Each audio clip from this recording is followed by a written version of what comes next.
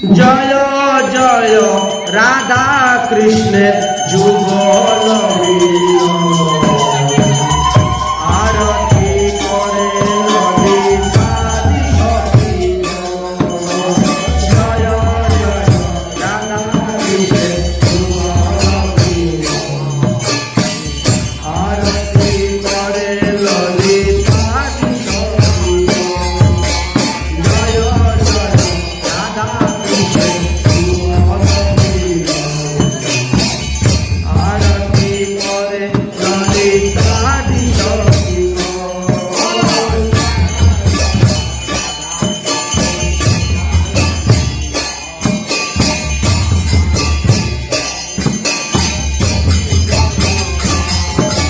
মদন মোহন রূপ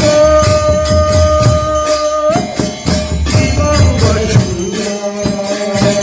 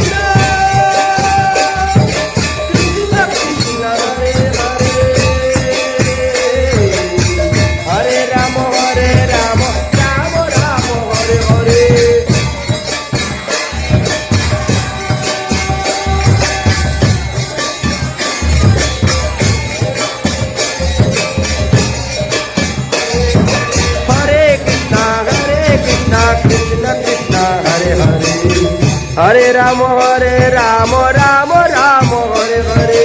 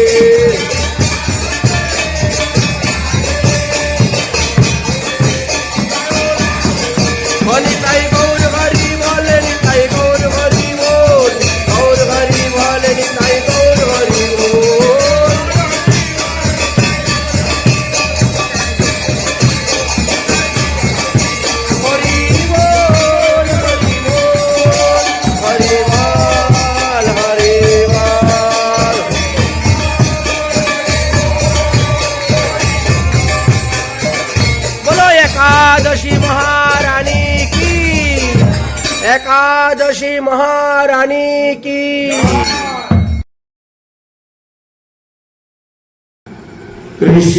कृष्णाय वासुदेवाय हरये परमात्मने प्रणतक्लेशनाशाय गोविंदाय नमो नमः। श्री भक्तबृंदगण, বর্তমানে আমাদের পুরুষোত্তম মাস চলতেছে এবং আজকে হল শ্রী কমলা একাদশী। পুরুষোত্তম মাস অধিক জ্যৈষ্ঠ আমরা বলে থাকি, তাই অধিক জ্যৈষ্ঠ কৃষ্ণপক্ষ শ্রী কমলা একাদশী ব্রত আজ আমাদের পড়েছে। এই ব্রতের প্রভাবে আমরা আমাদের অভিষ্ট বস্তু লাভ করতে পারব, এটি শাস্ত্র পুরাণে বর্ণনা করে দিয়েছেন। ভগবান বলেছেন কর্ম করো, তাই সৎকর্ম করার কথা বর্ণনা করে দিয়েছেন। শ্রীমদ্ ভগবদ গীতা, শ্রীমদ্ ভাগবত মহাপুরাণ ইত্যাদি গ্রন্থেতে আমাদেরকে সৎকর্ম করার আদেশ দিয়েছে, সৎকর্ম করার উপদেশ দিয়েছে। তাই যজ্ঞ, দান, তপস্যা, হোম, পূজা অর্চন এই সমস্ত কিছু সৎকর্মের অন্তর্ভুক্ত। তাই সৎকর্মের দ্বারা আমরা ভগবত অনুভব করতে পারি, ভগবত ধাম গ্রহণ করতে পারি। এমনই সৎকর্মের মহিমার কথা সর্বশাস্ত্রে বর্ণনা করে দিয়েছেন। আমরা সেই সৎকর্ম নিয়ে আলোচনা করব। শ্রীমদ্ ভগবদ গীতায় বারবার আমাদেরকে অর্জুনকে নিমিত্ত করে ভগবান শ্রীকৃষ্ণ কর্ম করার কথা বর্ণনা করে দিয়েছেন। তাই কর্ম কত প্রকার এবং কি কি ইত্যাদি বিষয় নিয়ে বেশ কয়েকদিন যাবতীয় আমরা আলোচনা করে যাচ্ছি। কর্ম, অকর্ম, বিকর্ম ইত্যাদি সম্পর্কেও আমরা আলোচনা করেছি। আজ আমরা কর্মের গতি সম্পর্কে আরো কিছু আলোচনা করব। এক হলো সৎকর্ম আর এক হলো অসৎকর্ম। কর্মকে দুই ভাগে বিভক্ত করা হয়েছে। তাই বেদে যাহা বিহিত আছে তাহা হলো কর্ম, এবং বেদে যাহা নিষেধ করা আছে সেটাকে অকর্ম বলা হয়ে থাকে। তাই কর্মের গতি না বুঝে যদি কর্ম করা হয় তাহলে সেই কর্মের দ্বারা আমাদের দুঃখ উৎপন্ন হয়ে থাকে। এই কথা বেদান্ত সর্বশাস্ত্রে বর্ণনা করে দিয়েছেন। তাই আমরা আজ কর্ম সম্পর্কে যৎকিঞ্চিৎ আস্বাদন করব। এক হলো ভগবত নির্বিশেষ কর্ম, আর এক হলো ভগবত সবিশেষ কর্ম। শ্রীমদ্ ভগবত গীতাতে ভগবান বলছেন, যৎ যৎ আচরিতম শ্রেষ্ঠম তদনু ইতরম জনঃ। অর্থাৎ সাধু মহাত্মাগণ যাহা যাহা আচরণ করে যাচ্ছে, সেই সেই উত্তম সাধুগুরু বৈষ্ণবের আচরণ তুমিও করো। সৈয়দ প্রণাম্য কুরুতে লোকস্তদনু বর্ততে। কারণ সাধুগণ, মুনি ঋষিগণ, মহাত্মাগণ, মহাজনগণ, গুরু বৈষ্ণবগণ তারা সাধু শাস্ত্রের সুসিদ্ধান্ত দেখেই তারা চলে, তাই তাদেরটা দেখে আমরা চলতে পারি। ভগবান শ্রীকৃষ্ণ অর্জুনকে বললে, ন কর্মণামরম্ভে ন কর্মব্য পুরুষোত্তম অশ্রুতে ন চ সংস্থয়াদিবং সিদ্ধম সমাধি গচ্ছতি। কর্ম অনুষ্ঠান না করিলে মানুষ চলতে পারবে না, কিন্তু কর্ম করতে গিয়ে মানুষকে নিষ্কাম কর্ম করতে হবে। কেবল কর্মত্যাগকেই সন্ন্যাস বলা হয় না, কর্ম ফলত্যাগকেই সন্ন্যাস বলা হয়ে থাকে। তাই কর্মত্যাগ এবং কর্মের ফলত্যাগ দুটি আলাদা। এই যে আজ আমাদের একাদশী ব্রত হচ্ছে, আমাদের এই একাদশী ব্রতটা তিন ধরনের লোক করে থাকেন। এক ধরনের লোক কি করেন, পাপ থেকে মুক্তি পাওয়ার জন্য একাদশী ব্রত করেন। এক ধরনের লোক আছে, একাদশী ব্রত করলে মনের কামনা বাসনা পূরণ হয়, তাই আমি একাদশী ব্রত করব। আর এক ধরনের লোক আছেন, একাদশী ব্রত করলে ভগবান প্রসন্ন হন, ভগবান সন্তুষ্ট হন, তাই ভগবানের সুখের জন্য আমি একাদশী ব্রত করব। ভগবানের সুখের জন্য, ভগবানের প্রীতির জন্য যে ব্রত করা হয় সেটাকে শ্রেষ্ঠ ব্রত বা তাকে নিষ্কাম ব্রত বলা হয়েছে।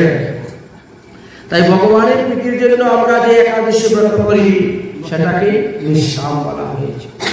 একটা হলো আত্মেন্দ্রিয় প্রীতিবাঞ্ছা, আর একটা হলো কৃষ্ণেন্দ্রিয়।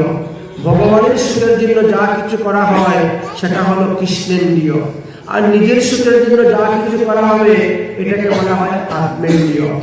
আত্মেন্দ্রিয় সুখবাঞ্ছাকে বলা হয় কামনা বাসনা, তাই তাকে কাম শব্দের দ্বারা অভিহিত করেছে। আত্মেন্দ্রিয় প্রীতিবাঞ্ছা তারে বলে কাম, কৃষ্ণেন্দ্রিয় প্রীতিবাঞ্ছা ধরে প্রেম নাম। এইভাবে কাম এবং প্রেম এই দুটির বহু অন্তরাল আমাদেরকে দেখিয়ে দিয়েছেন। এই যে একাদশী ব্রত, একটি একাদশী ব্রতের দ্বারা 100 জন্মের সমস্ত পাপ আমাদের বিনষ্ট হয়ে যায়। শুদ্ধ বৈষ্ণবগণ প্রতিদিনই প্রসাদ গ্রহণ করেন, অপ্রসাদ করা কখনো গ্রহণ করেন না।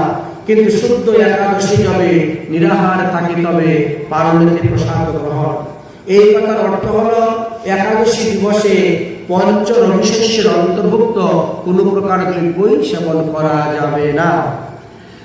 যদি কেউ নির্জলা করতে পারে অতি উত্তম, না হলে তিনি সজলা করবেন ও সজলার বিধান দিয়ে গিয়েছেন। তাই পঞ্চ রবিশস্য ভোজন করা নিষিদ্ধ। ভগবানকে নিবেদন করে ভগবানের প্রসাদ পেলে শাস্ত্রে বলছেন 1000 ব্রতের ফল পাওয়া যায়। তো কিছু কিছু লোক বলে তাহলে তোমার একাদশী ব্রত করার দরকারই নেই, ভগবানের প্রসাদ পেলে যখন 1000টা ব্রতের ফল পাওয়া যায়।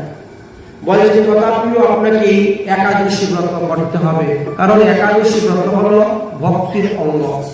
এক অঙ্গ মানব, অন্য অঙ্গের পরে দ্বেষ, সেই কারণে ওই ব্যক্তি বিনাশ হয়ে যায়। ভক্তির অঙ্গ কোনোটাকে অবহেলা করতে নাই। ভক্তির আমাদের 64 প্রকার অঙ্গ আছে, যে যতটা অঙ্গ পালন করতে পারবে তার ততটাই মঙ্গল, তার ততটাই কল্যাণ হইবে। এই জন্য বলছেন এক অঙ্গ সাধে কিংবা সাধে বহু অঙ্গ, নিষ্ঠা হতেই হবে তার প্রেমের তরঙ্গ। তাই এই প্রেমের তরঙ্গ উৎপন্ন হবে একমাত্র নিষ্ঠা থেকে। কীর্তন করবো তো প্রেমের তরঙ্গ। তাই একাদশী ব্রততে বিভিন্ন ভাবে বিধান দেওয়া আছে। কেউ বা নির্জলা থাকেন, কেউ বা নির্জলা থেকে রাত্রি জাগরণ করেন, কেউ বা বেদ পুরাণ গ্রন্থাদি গীতা ভাগবত পাঠ করেন, কেউ বা ভগবানের লীলা কীর্তন করে থাকেন, কেউ বা নিত্য গান করে থাকেন। এইভাবে একাদশী ব্রত উদযাপনের বিধান দেওয়া আছে। যার শরীরে যতটা সহ্য হয়, যতটা সম্ভব করা হয়। একাদশী দিবসে ভগবত চরণে 108টা তুলসী পাতা অর্পণের বিধান আছে। না পারলে 33টি তুলসী পাতা দেওয়ার বিধান আছে, 27টি বিন্দু দেওয়া আছে এবং 8টি তুলসী পাতাও দেওয়ার বিধান দেওয়া আছে। যাই হোক, যে যতটা দিতে পারবেন, যতটা করতে পারবেন ততটাই মঙ্গল। আজকের এই দিবসে যেহেতু পুরুষোত্তম মাসে এটি হলো অন্তিম একাদশী, এরপরে আর মাত্র 4 দিন আছে, তারপর পুরুষোত্তম মাস সমাপ্ত হয়ে যাবে। এই জন্য আজকের এই দিবসে 33 বার ভগবানকে দণ্ডবত প্রণাম করা, 33টি ফুল ভগবানের চরণে অর্পণ করা, 33টি তুলসী পাতা ভগবানের চরণে অর্পণ করা, 33টি ফল ভগবানকে অর্পণ করা ইত্যাদি বিধান দেওয়া ছিল। তো যে যতটা পারেছেন করেছেন ততটাই তিনি লাভ হবে। এই হরিবর্ষণের বিধান হল হরির গুণগান কীর্তন করা। তাই আমাদের মহাজনগণ সুন্দর একটি পদ রচনা করে দিয়েছেন, সেই পদটি আমরা আস্বাদন করব। এই পদটি আমরা শ্রী চৈতন্য ভাগবত থেকে এনেছি। শ্রীল বৃন্দাবন দাস ঠাকুর মহাশয় এই পদ রচনা করে দিয়েছেন। শ্রী হরিবাসরে হরি কীর্তন বিধান,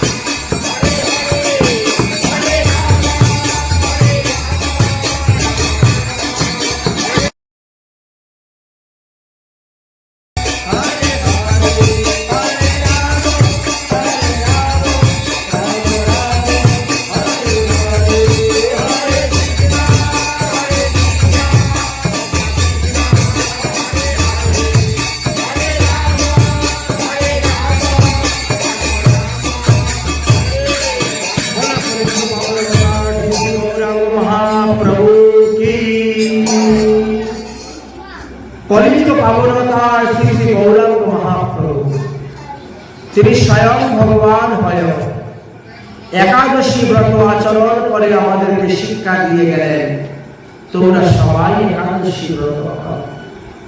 ভগবান কৃষ্ণচন্দ্র দাপর যুগে লীলা করতে এসে তিনিও একাদশী ব্রত করে আমাদেরকে শিক্ষা দিয়ে গিয়েছেন। ত্রেতা যুগে ভগবান রামচন্দ্র এসেছিলেন, তিনিও একাদশী ব্রত করে আমাদেরকে শিক্ষা দিয়ে গেছেন, তোমরা সবাই একাদশী ব্রত। একাদশী দিন যদি দ্বাদশী প্রবেশ হয় তবেই তাকে হরিবাসর বলা হয়। আজকে সন্ধ্যার পর থেকে দ্বাদশী আরম্ভ হয়ে গেছে, তাই সমস্ত দিন আজকে একাদশী ছিল। একাদশী সংযুক্ত দ্বাদশী ব্রতকে হরিবাসর বলা হয়। বাসর শব্দের অর্থ হল দিন, একাদশী বা দ্বাদশী দিনকে হরিবাসর বলা হয়েছে। এই হরিবাসরে হরির গুণগান কীর্তন করাটাই শ্রেয়। তাই আন কথা না বলিবে, আন কথা না শুনিবে, একমাত্র হরি কথা শ্রবণে আমাদের মঙ্গল। তাই মহাজনগণ বলছেন, যার মুখে ভাই হরি কথা নাই তার কাছে তুমি যেও না। যাকে দেখলে হরি ভুলে যাবে তার মুখ পানে তুমি যেও না। তাই হরি কথা মাধ্যমে হরিকে পাওয়া যায়। মহাপ্রভু যেমন নবদ্বীপ লীলায় একাদশী আদি ব্রত করেছেন, জগন্নাথ পুরীতে যাওয়ার পরে সন্ন্যাস গ্রহণের পরও তিনি একাদশী ব্রত করেছেন। কিছু কিছু লোক বলে কি জগন্নাথ পুরীতে একাদশী ব্রত নাই, এটি সুসিদ্ধান্ত নয়, এটি অপসিদ্ধান্ত, কুসিদ্ধান্ত, কুসংস্কার। কারণ যদি না থাকতো তাহলে মহাপ্রভু কেন নিজে করতেন? মহাপ্রভু যত পরিকর ছিল, পরিবৃন্দ ছিল, তারা কেন করতেন? জগন্নাথ পুরীতে গেলেও একাদশী ব্রত আছে, একাদশী ব্রত করবেন। একমাত্র জগন্নাথের জন্য একাদশী ব্রত নাই। জগন্নাথ তো ভগবান, ভগবানের জন্য তো একাদশী ব্রত নাই। একাদশী ব্রত তো আপনার মতো আমার মতো মানুষের জন্য। জগন্নাথ একাদশীকে বেঁধে রেখে দেন, পারবেন? আমরা তো পারবো না, আমরা তো জীবতত্ত্ব, আর তিনি পরম ব্রহ্ম সনাতন। ভগবানের লীলার সঙ্গে আমরা লীলা করলে হবে না। ভগবান করলে সেটা লীলা, আমরা করলে সেটা খেলা। লীলা আর খেলার মধ্যে অনেক পার্থক্য আছে।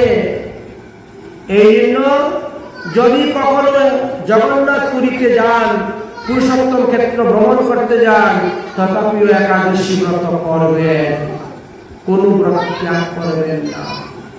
এই বর্তমান মাসের নাম পুরুষোত্তম মাস, তাই অনেকেই পুরুষোত্তম ক্ষেত্রে যাচ্ছেন জগন্নাথ দেবকে দর্শন করার জন্য।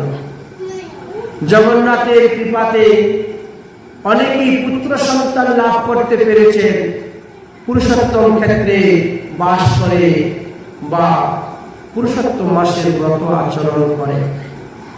সেই লোভে অনেকেই পুরুষোত্তম ক্ষেত্রে যান, কিন্তু পুরুষোত্তম ক্ষেত্রে যারা সত্ত্বেও তারা একাদশী ব্রত করে না।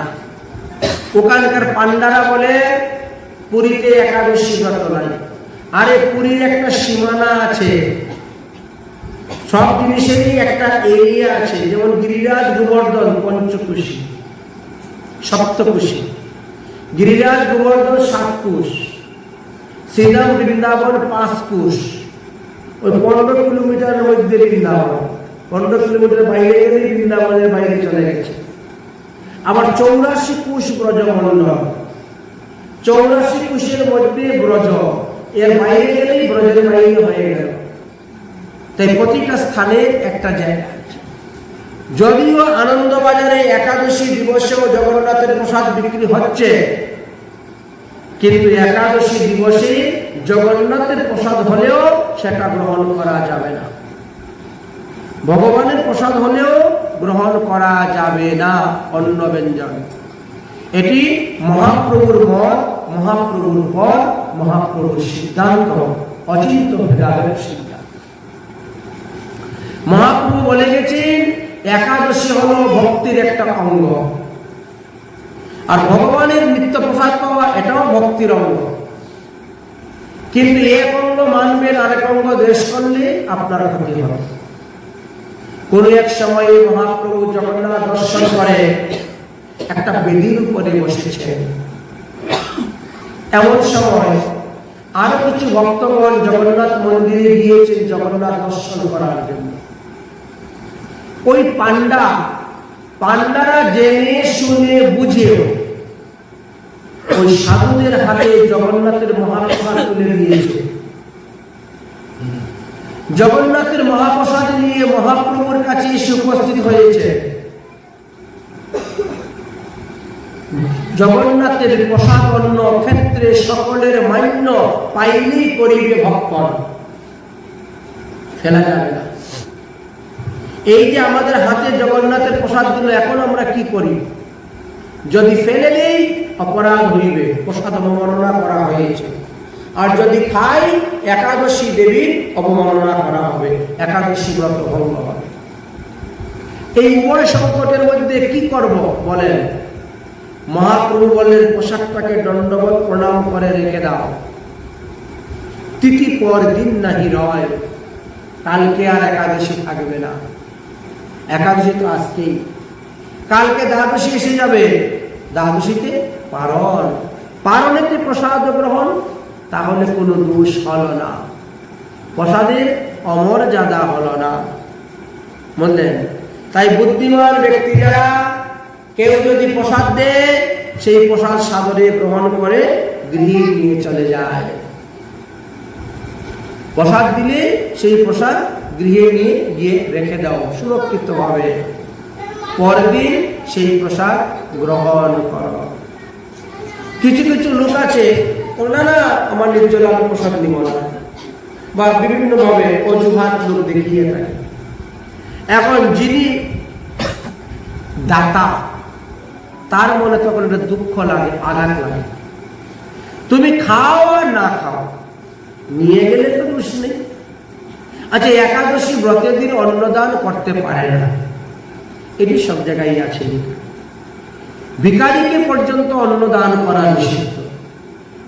এই জন্য একাদশী দিবসে ফলাহার ভোগ দেওয়া হয় এবং ফলাহার ভক্তদেরকে দেওয়া হয়ে থাকে। আমাদের দেহটাকে 4 ভাগে বিভক্ত করা হয়েছে: স্থূল, পর্বত, সাধক, সিদ্ধি। স্থূল, পর্বত, সাধক এই 3 দেহের মধ্যে একাদশী ব্রত আছে, কিন্তু সিদ্ধ দেহে আবার একাদশী ব্রত নাই।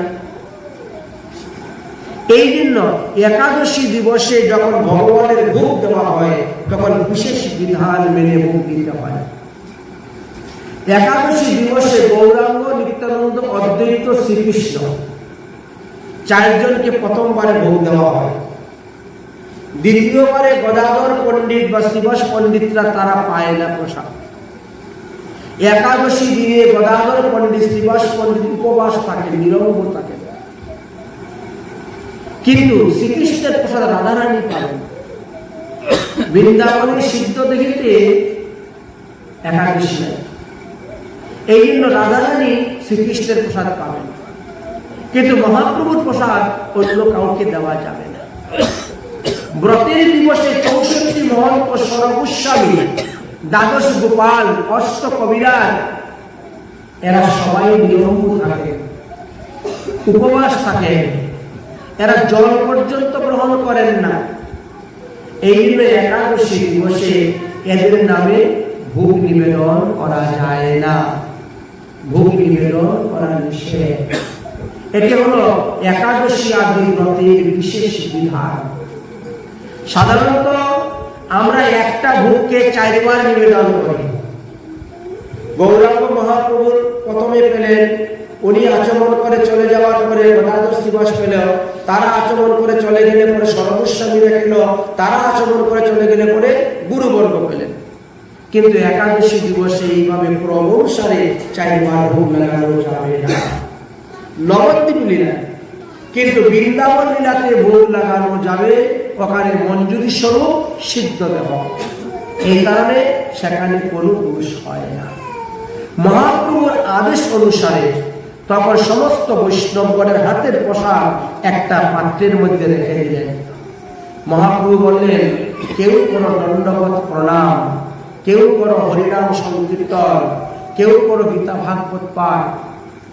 একাদশী দিবসে অন্য কোন রস জিহ্বার মধ্যে দিবেন না, শুধু খালি হরিকথা রসপানি তৃপ্ত থাকো সুজন বৈষ্ণবগণ। অন্য কোন রস জিহ্বায় দিও না, অন্য কোন কথা কহিও না। কথাটা শেষ হলো না, এমন সময় সার্বভৌম ভট্টাচার্য পরিচা তিনার দ্বাদশের সঙ্গে করে নিয়ে গুন্ডিচা মন্দির হইতে মহাপ্রসাদ লইয়া আইলা। গুন্ডিচা মন্দিরে গিয়েছিলেন সার্বভৌম ভট্টাচার্য। তিনি খুব নামি দামি মানুষ, তো সঙ্গে হাজার হাজার শিষ্য থাকে। তো ওখানে যেদিকে যান হই হই রই রই, আর সবাই খুব সম্মান করে, খুব বড় একজন পণ্ডিত। এই ভারতবর্ষের মধ্যে এত বড় ন্যায়ের পণ্ডিত নাই। চিন্তা করে তাহলে কত দাম তিনার। হাজার হাজার শিষ্য তিনার, হাজার হাজার সন্ন্যাসী তিনার কাছ থেকে বেদান্ত শিক্ষা করেন। তো এমন ব্যক্তি মন্দিরে গিয়েছেন বিগ্রহ দর্শন করতে, পূজারী তো একেবারে পাত্র, প্রসাদের পাত্র তুলে দিয়ে দিয়েছেন। সার্বভৌম ভট্টাচার্য সেই প্রসাদ নিয়ে এসে মহাপ্রভুর কাছে উপস্থিত হয়েছে। প্রভু, আজকে একাদশী দিন, শাস্ত্রে বলছে একাদশীতে অন্ন গ্রহণ করতে নাই, অথচ জগন্নাথের ভক্ত প্রতিদিন 25 মণ চালের অন্ন লাগে ভোগ। জগন্নাথ তো একাদশীকে বেঁধে রেখে দিয়েছেন। এখন যে পূজারী প্রসাদ দিল, এটা আমরা কি করবো? মহাপ্রভু বলে, আগে খুলে দেখো কি প্রসাদ, আগে খুলো, খুলে দেখো কি প্রসাদ। যখন খোলা হলেন, অন্ন ব্যঞ্জন পিঠা পানা পরমান্ন দধি ছানা, অন্ন ব্যঞ্জন পিঠা পানা পরমান্ন দধি ছানা মহাপ্রভুর অগ্রেতে ধরিলা। মহাপ্রভু বললেন, প্রসাদটাকে বন্দন করো, বেঁধে দণ্ডবত প্রণাম করে রেখে দাও। আগামী সকালে প্রসাদ গ্রহণ করা। সাক্ষাৎ জগন্নাথের প্রসাদ হলেও, ভগবানের প্রসাদ হলেও, জগন্নাথ পুরীতে বাস করলেও কখনো অন্ন গ্রহণ করবেন না একাদশী দিবসে। অন্ন গ্রহণ করলে অপরাধ হয়, ভক্তির মান নষ্ট হয়, ভক্তি হানি হবে। এক অঙ্গ সাধু কিংবা সাধু বহু অঙ্গ, নিষ্ঠাবতী হবে তোমার প্রেমের তরঙ্গ।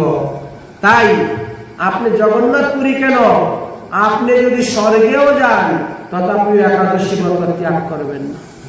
আপনি যদি তপলোকে যান, সত্যলোকে যান, ব্রহ্মলোকে যান, তথাপি একাদশী ব্রত ত্যাগ করবেন না। যেখানে যান, যে অবস্থায় থাকেন, একাদশী ব্রত আপনি পালন করে যাবেন। অনেকেই সশরীরে গিয়েছেন, অনেকেই সশরীরে গিয়েছেন। যেমন ধরেন, বৃহৎ ভাগবতামৃত নামে একখানা গ্রন্থ আছে। সেই গ্রন্থতে গোপকুমারের চরিত্র কথা লেখা আছে। গোপকুমার বৃন্দাবনের গোবর্ধনে তার জন্মবাস করতেন। সদ্গুরুর কৃপা পেয়ে, দীক্ষা পেয়ে তিনি তীর্থ ভ্রমণে বেরিয়ে গেলেন। তীর্থ ভ্রমণ করতে করতে বহু স্থান ভ্রমণ করেছেন, জগন্নাথ পুরীতেও গিয়েছিলেন। গুরুমন্ত্রের কৃপাতে তিনি সশরীরে স্বর্গে গিয়েছিলেন, সশরীরে। কিন্তু সেখানে গিয়েও তিনি একাদশী ব্রত করেছেন। স্বর্গলোক থেকে আরো উপরে তপলোক, জনলোক, মহলোক, সত্যলোক, 7টি স্বর্গলোক, সব জায়গায় গিয়েছেন। ব্রহ্মলোকে পর্যন্ত গিয়েছেন, বৈকুণ্ঠে পর্যন্ত গিয়েছেন। কিন্তু কোথায় তিনার বৃন্দাবন থেকে ভালো লাগলো না। বৃন্দাবন ধামের যে আনন্দ, সেই আনন্দ কোথায় পেলেন না। সেখান থেকে ফিরে আমার বৃন্দাবনই চলে আসলেন। আমার বৃন্দাবনটি ভালো, বৃন্দাবনই থাকবো, এখানেই ভজন করবো। তাই যেখানেই যান, যে অবস্থায় যান, যত সুখেই থাকেন আর যত দুঃখেই থাকেন, যত আনন্দেই থাকেন আর যত আপদ বিপদে থাকেন, একাদশী আদি ব্রত কখনো ত্যাগ করবেন না। একাদশী ব্রতই আপনাকে পার করে দেবে। কারণ অন্যান্য সমস্ত পাপের প্রায়শ্চিত্তের কথা লেখা আছে, কিন্তু একাদশীতে যে অন্ন গ্রহণ করে তার পাপের প্রায়শ্চিত্তের কথা বেদে লেখা নাই। এই জন্য একাদশীতে অন্ন ত্যাগের কথা বলেছেন। আসুন, মাত্র 4টা একাদশী, একটা একাদশী করেই ভগবানকে পেয়ে গেছেন এমন এক ভক্তের জীবনের কথা আমরা এখন আস্বাদন করব। একাদশীর এমনই মহিমা, যার গুরু বাক্যের প্রতি বিশ্বাস আছে, গুরু বাক্যের প্রতি শ্রদ্ধা আছে, গুরুদেবের প্রতি শ্রদ্ধা সম্মান প্রদর্শন আছে, তিনি অল্প সাধনে অল্প ভোজনে ভগবান পাত্র লাভ করতে পারেন। প্রয়শ্চতি গুরুর প্রীতি যোগী বৈকুণ্ঠ দুর্লভ। গুরুদেব যদি কোনো ভক্তের প্রতি প্রসন্ন হয়ে যান, তাহলে সেই ভক্তকে যোগীগণ, মুনিগণ, ঋষিগণ তপস্যা করে যে স্থান লাভ করতে পারে নাই, শিষ্যকে তিনি সেই স্থানে পাঠিয়ে দিতে পারেন তিনি তিনার ভজন শক্তির দ্বারা। উদাহরণস্বরূপ আমরা বলতে পারি বিশ্বামিত্র মুনির কথা। বিশ্বামিত্র মুনি হরিশ্চন্দ্রের পিতা ত্রিশঙ্কুকে স্বর্গে পাঠিয়ে দিয়েছিলেন সশরীরে, কিন্তু হরিশ্চন্দ্রের পিতা ত্রিশঙ্কুর কোনো পুণ্য ছিল না, কোন সাধন নাই, কোন ভজন নাই, কিচ্ছু নেই, কিন্তু সে সেবা করেছিল গুরু মাতার, সেবা করেছিল গুরু ভ্রাতার। গুরুদেব চলে গেছেন তপস্যা করতে, আর সেই সময়ে অনাবৃষ্টি দেশের মধ্যে হয়েছিল, দুর্ভিক্ষ, এমন দুর্ভিক্ষ হয়েছিল বহু লোক অনাহারে মারা গিয়েছিল। সেই সময় বিশ্বামিত্রের পরিবারকে রক্ষা করেছিলেন ত্রিশঙ্কু। জঙ্গল থেকে কাঠ কেটে এনে বাজারে বিক্রি করে তারপরে তাদেরকে চাল ডাল কিনে নিয়ে দিলেন খাওয়াতে।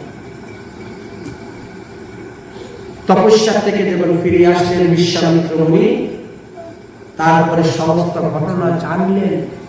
আহারে, যদি ত্রিশঙ্কু না থাকতো তাহলে আমার পরিবারের কি বাঁচত না, নাকি মরে যেত।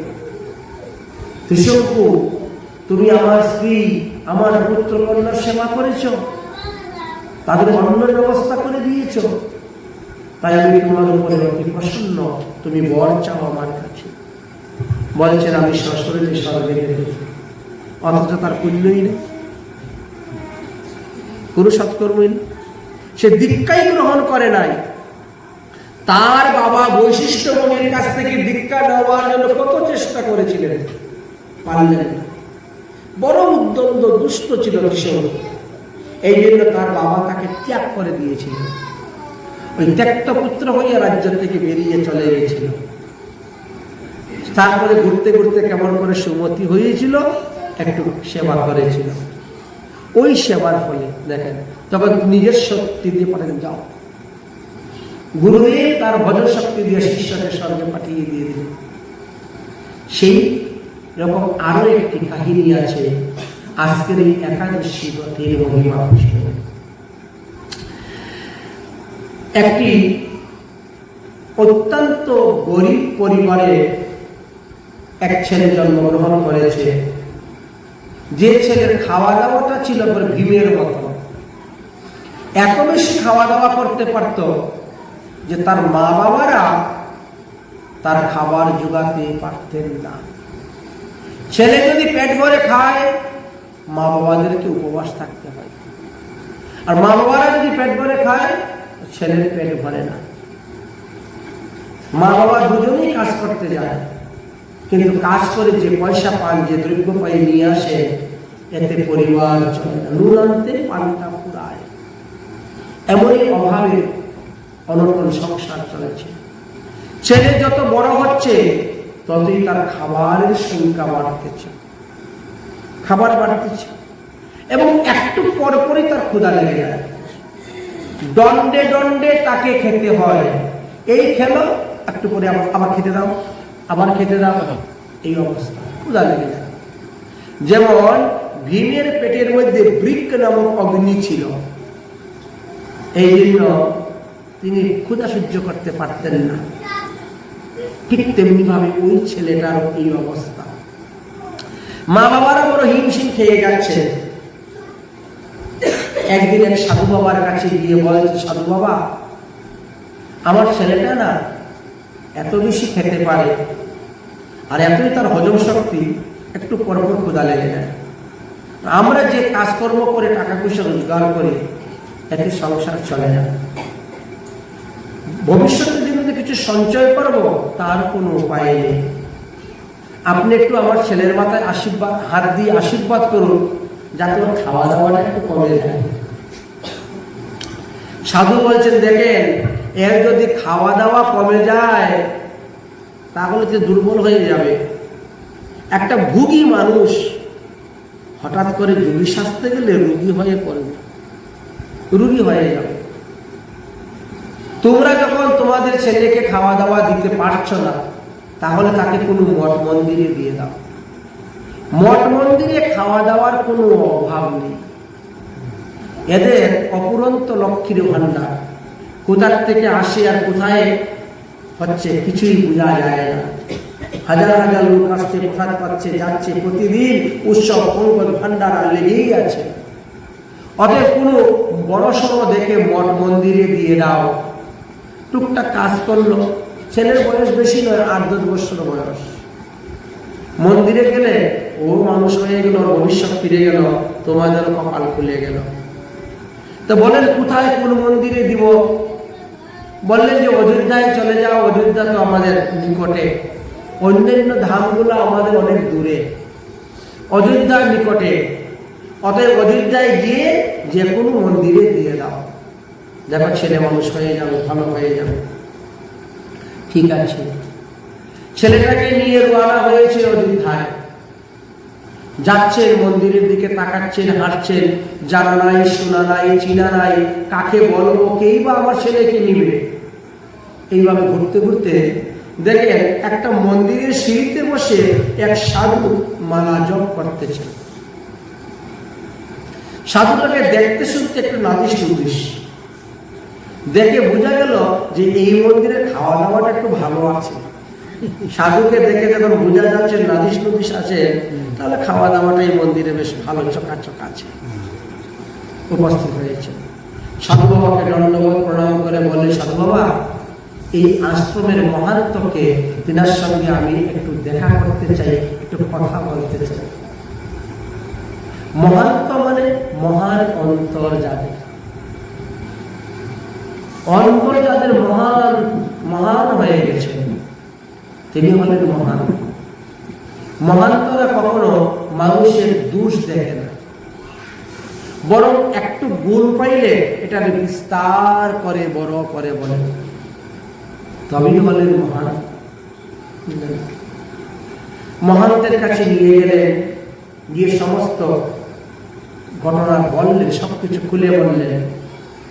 মহান্ত রাজি হয়ে গেলেন, ঠিক আছে, তোমার ছেলেকে দিয়ে দাও আমাদের মন্দিরে, খাওয়া দাওয়ার কোনো অভাব হবে না, খাওয়া দাওয়ার জন্য কোনো কষ্ট পাবে না, কারণ এখানে তো কোনো অভাব নেই খাওয়া দাওয়ার। আর 8-10 বছরের ছেলে আর কি কাজই করবে, তাই যতটা কাজ করতে পারে করে। ফুল তুলে আনা, তুলসী তুলে আনা, মন্দির ঝাড়ু দেওয়া, মন্দির মুছা ইত্যাদি কাজের তো অভাব নেই। ফলাবানি করা, সবজিবানি করা, পরিবেশন করা, সাধুরা খেয়ে গেলে পরে জায়গা পরিষ্কার করা, বাসন মাজা, কত কাজ আছে। ঠিক আছে, বিনিময়ে তোমার কোনো পয়সা দিতে হবে না, ছেলে টুকটাক মন্দিরে কাজ করবে, আর যতবার খুশি খাক, দণ্ডে দণ্ডে খাক, কোনো অসুবিধা নেই, খাবার কোনো অভাব করবে না। ছেলে মেয়েকে বাস কথাবার্তা বলে সবকিছু দিয়ে তার মা বাবাকে বিদায় করে দিলে, আর ছেলেকে মহন্ত তিনার কাছে রেখে দিলে। একটু পরেই বলছে, গুরুজি প্রসাদ পাবো? আচ্ছা চলো। প্রসাদ করতে বসেন, বেশ ভালোই, একবার থাল ভর্তি করে প্রসাদ পাচ্ছে। প্রসাদ প্রসাদ পেয়ে মহন্তর কাছে বসছে, লোকজন আসতেছে, কথাবার্তা হচ্ছে, কৃষ্ণ কথা। একটু গুরুজি প্রসাদ পাবো? আবার গেলেন, গিয়ে তার প্রসাদের ব্যবস্থা করে দিলেন। গুরুজি আসে, বসতে বসতে আবার, গুরুজি প্রসাদ পাবো?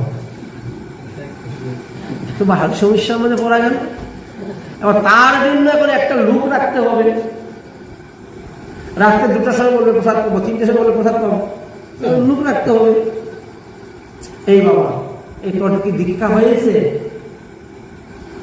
না, আমার দীক্ষা মন্ত্র হয় না।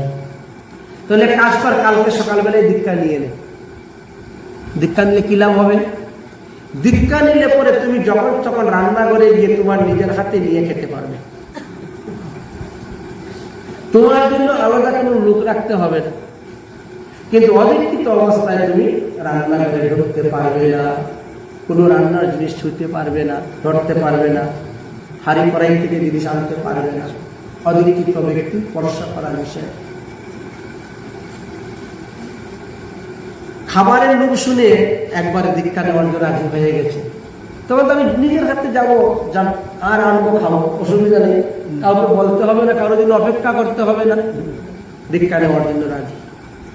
সকালবেলা সূর্য নদীতে স্নান করাইলেন, মস্তক মুন্ডন করাইলেন, হোম যজ্ঞাদি করিয়ে পাশ্চিত্র করাইয়া তারপরে তাকে পূর্ণ দীক্ষা দান করলেন। পূর্ণ দীক্ষা দান করার পরে এবার তাকে পূজারীর কাছে দিলেন। পূজারী তাকে পূজা শেখাও, কিভাবে পূজা করতে হয় পূজা শেখাও। পূজার কাজ শেষ হবে, রান্নাঘরে যাবে, দেখবে, শিখবে। এখানে যত সাধু সন্ত মহাত্মা আছেন প্রত্যেকের সঙ্গ করে, প্রত্যেকের কাছ থেকে একটা না একটা বস্তু শিখতে পাবে। যার কাছ থেকে এক অক্ষর শেখা যায় তিনি শিক্ষাগুরু। বললেন তুমি তো হলে এই মধ্যে সব থেকে ছোট শিষ্য, তোমার বড় যারা আছে সবাই গুরু ভ্রাতা এবং গুরু তুল্য। সুতরাং তাদের কাছে যাও, বসো, শেখো। আর যখন তোমার খাবারের ইচ্ছা তখনই রান্নাঘরে যাবে, হাড়ির থেকে নিবে, খাবে, তোমার কোনো চিন্তা নেই। মনের আনন্দে তিনি খাওয়া দাওয়া করছেন, আর যার কাছে যাচ্ছেন তার কাছে বসে কিছু না কিছু শিখছেন। সবাই শিখাচ্ছে, ছোট ছেলে তো, 8-10 বছরের ছেলে তো, সবাই তাকে ভালোবাসে, সবাই আদর করে ডাকে, সবাই তাকে শেখায়, এইটা এইভাবে করতে নাই, ওটা ওভাবে কর, ওটা এইভাবে করতে নাই, সেভাবে কর, শিক্ষা দিচ্ছে। আর সেও ধরে পড়তেছে, সব শিখে পালতেছে দেখে দেখে। দেখতে দেখতে দেখতে দেখতে প্রায় 15 দিন চলে যাচ্ছে। একদিন সকালবেলা গিয়ে দেখে রান্নাঘরের দরজার মধ্যে তালা বন্ধ। দেখে তো তার হুঁশ উড়ে গেছে। সে দৌড়ে এসেছে, গুরুজি গুরুজি গুরুজি। কিরে বাবা, সকালবেলা তো ডাকাডাকি কিনে রে? তো গুরুজি রান্নাঘরের তালা বন্ধ। রান্নাঘর তালা বন্ধ? হ্যাঁ, কেন? তা তো আমি জানি না। ও আজকে তো একাদশী ব্রত, এই জন্য রান্নাঘরে তালা বন্ধ। একাদশী? ওটা আবার কি? বলে ওটা 15 দিন পর পর আসে। আমাদের প্রতিপদ হইতে অমাবস্যা পর্যন্ত বা প্রতিপদ হইতে পূর্ণিমা পর্যন্ত 15টা তিথি। এক একটা তিথির এক একজন অধিষ্ঠাত্রী দেবতা আছে, এক একটা মাসে এক একজন অধিষ্ঠাত্রী দেবতা আছে, এক একটা বারের এক একজন অধিষ্ঠাত্রী দেবতা আছেন। তো একাদশী দিন আমার মন্দিরের নিয়ম হল নিরম্ভ থাকা, অর্থাৎ জল পর্যন্ত কেউ গ্রহণ করতে পারবে না। অন্যান্য দিন আপনি যতবার খুশি গ্রহণ করেন, প্রসাদ পান, নিষেধ নাই, কিন্তু একাদশী দিবসে নিরাহার সম্পূর্ণ। 1 ফোঁটা জল কাউকে দান করা হবে না, খাও এই কথা বলা যাবে না। এই জন্য রান্নাঘরের দরজা বন্ধ। কথাটা শুনেই যেন তার মাথায় আকাশ ভেঙে পড়েছে, যেন মাথায় বজ্রাঘাত হয়ে গেছে। গুরুদেবের চরণে লম্বা হয়ে পড়ে গেছেন, গুরুদেব আমি মরে যাব, আমি মরে যাব, গুরুদেব না খেতে পেলে আমি মরে যাব। বলছে তুমি মরবে কেন রে? আমরা কি মরতেছি? এই যে মন্দিরে এতজন লোক সবাই কাজকর্ম করে, কেউ তো মরে না না খেয়ে। একদিন না খেলে কেউ কখনো মরে না, মরবে না, তুইও মরবি না, কিন্তু সহ্য করতে পারবে না পেটের ক্ষতি। তার পেটে এমনই এক অগ্নি যে সে ক্ষুধা সহ্য করতে পারবে। গুরুদেবের চরণে পরে অনেক কান্নাকাটি করতে শুরু করেছে। গুরুদেব তুমি বলেছিলে না যে আমার খাওয়া দাওয়ার কোনো দুঃখ হবে না, আমার খাওয়া দাওয়ার কোনো কষ্ট হবে না, আমি যতবার খুশি করি ততবার খেতে পারবো, তাহলে এখন আমি খাবার না পাইলে তো মরেই যাব। আরে মরবি না, কাল সকালে ঘুমের থেকে উঠে আবার তুই খাবার পাবি। বলে কাল সকালে সূর্য উদয় হওয়ার আগে আমি আর থাকবো না। সূর্য উদয় হতে না হতে আমার কাম শেষ। গুরুদেব একটা উপায় করো না, একটা উপায় করো। উপায় তো শাস্ত্রে আছে, শাস্ত্রে তো বলছে যারা শিশু, যারা বৃদ্ধ, যারা রোগী, যারা নির্জলা করতে অসমর্থ, তাদের জন্য সজলা ব্যবস্থা আছে, তারা সজলা করতে পারবে, দুষ্ট নেই। কিন্তু মহাজনে উনার মন্দিরের একটা নিয়ম ভঙ্গ হয়ে যাবে তাকে খাবার দিলে।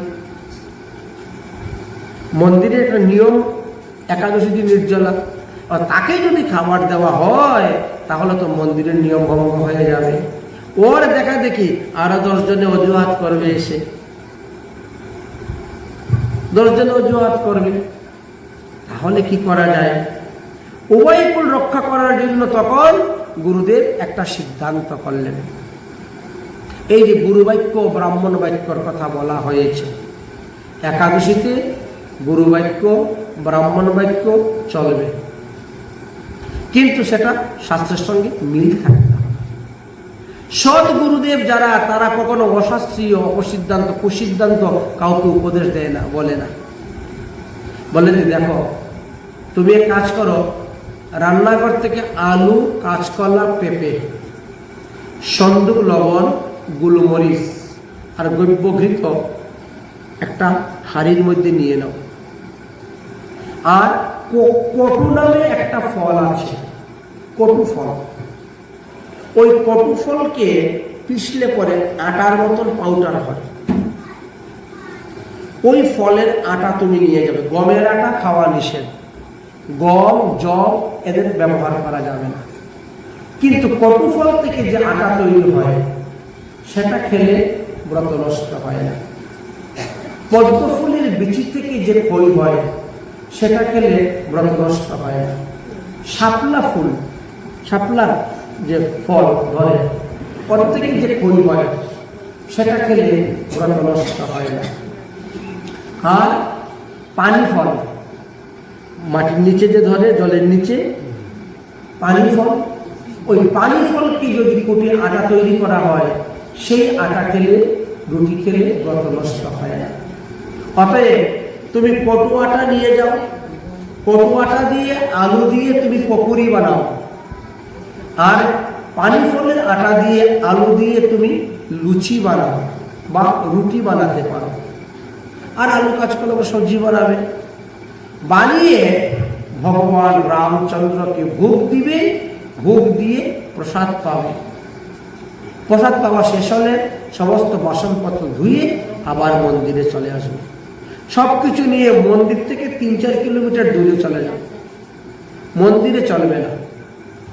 আমি শুধু কালে তোমার মাতা পিতার কাছে কথা দিয়েছিলাম বলে তোমার জন্য আমি এই বিধান করে দিলাম।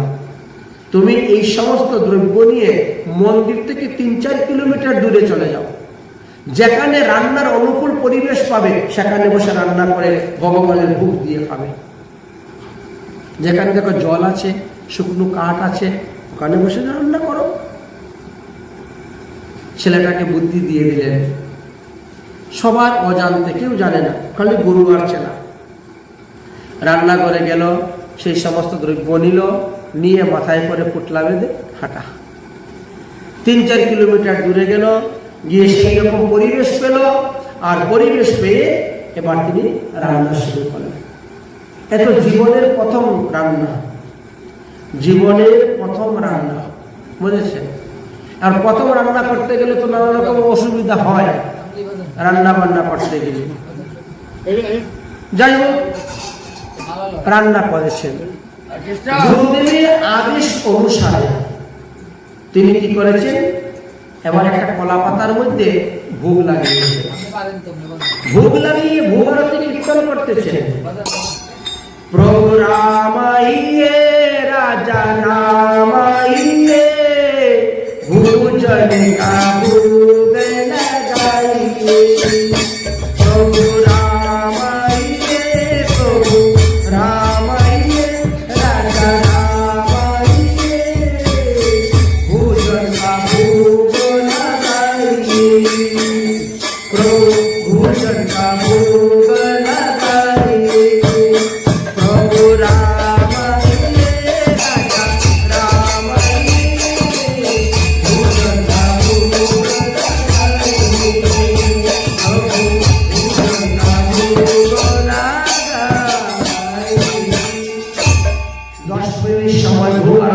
কীর্তন করলেন, চক্ষু খুলে তাকিয়ে দেখেন যেভাবে খাবার আছে সেইভাবেই খাবার হয়ে গেছে। ভগবান আসেন নাই, খাবার গ্রহণ করেন নাই। গুরুদেব বলছেন ভগবানকে ভোগ দিয়ে খাবে। ভগবান যদি সেই প্রসাদ গ্রহণ না করে তাহলে সেটা ভোগ প্রসাদ হবে না। তাহলে আমি খাবো কেমন করে? তাই ভাবের ঘরে ভাবে বিমূল হয়ে আমার তিনি ভোগারতি কীর্তন শুরু করেছেন। প্রভু রামাইয়ে রাজা রামাইয়ে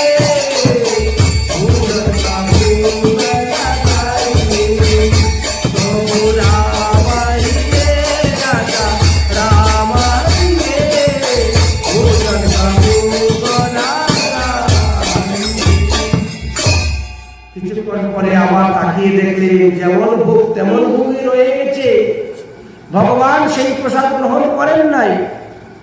তখন তিনি চিন্তা করলেন কি ব্যাপার, আমি তো দেখলাম গুরুদেবের মন্দিরে পূজারী ভোগ নিয়ে গিয়ে ঘন্টা বাজাইলি ভগবান চলে আসেন প্রসাদ খেতে, কিন্তু আমি এতক্ষণ ধরে কীর্তন করতেছি ভগবান আসেন নাই কেন? ও আমি তো পূজার ঘন্টাই আনি নাই।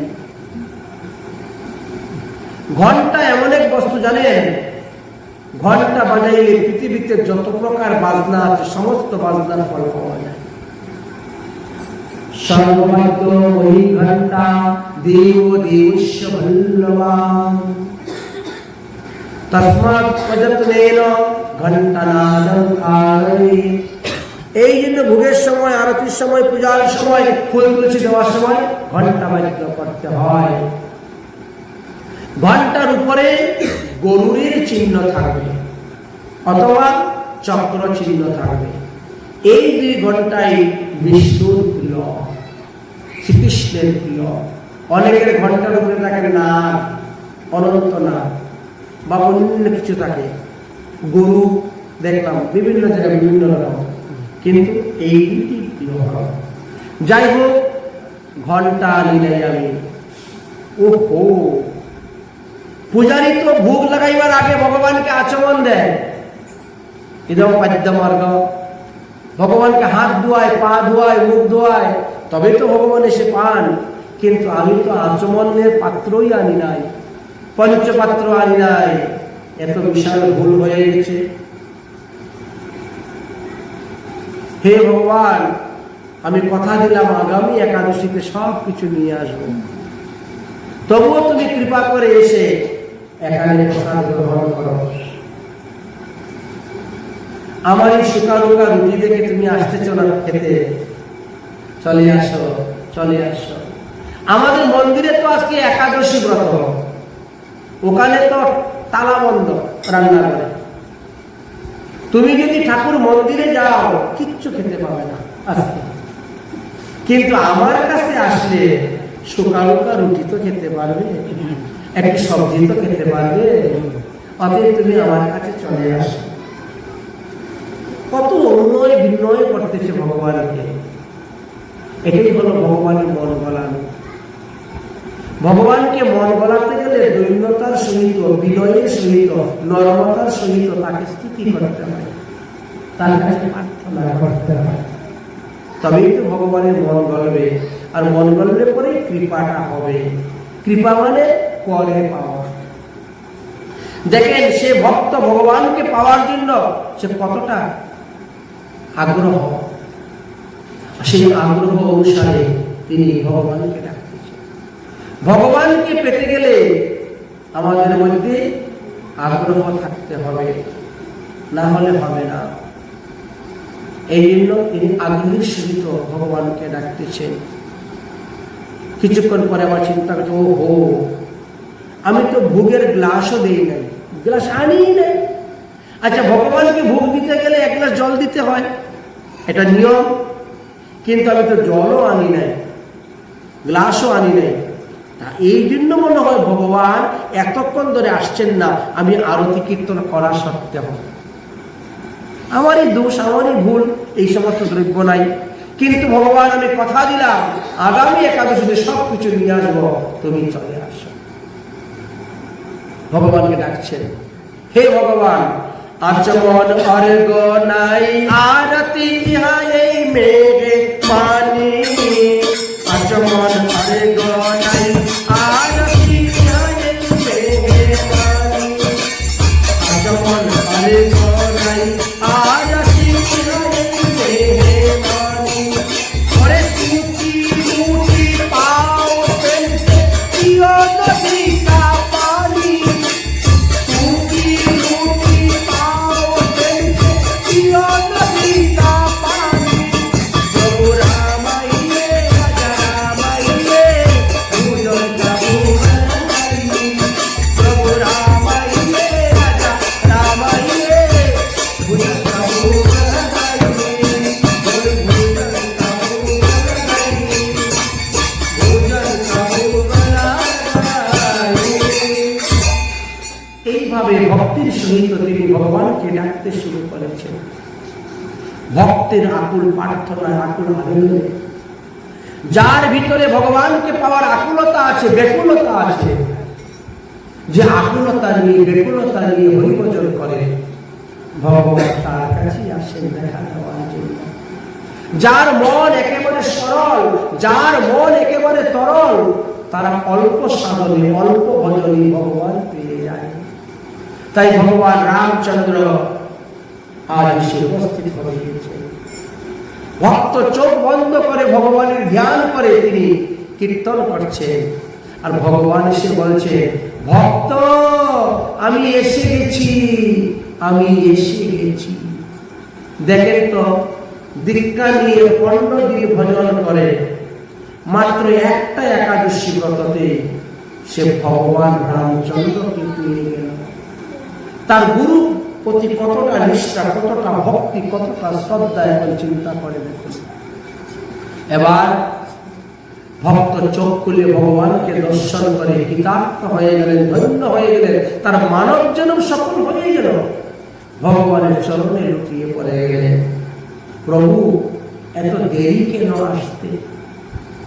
মন্দিরের পূজারী তো ঘন্টা বাজাইলেই আপনি চলে আসেন প্রসাদ পেতে, আর আমি আধা ঘন্টা ধরে কীর্তন করতেছি, তাও আপনি আসতেছেন না।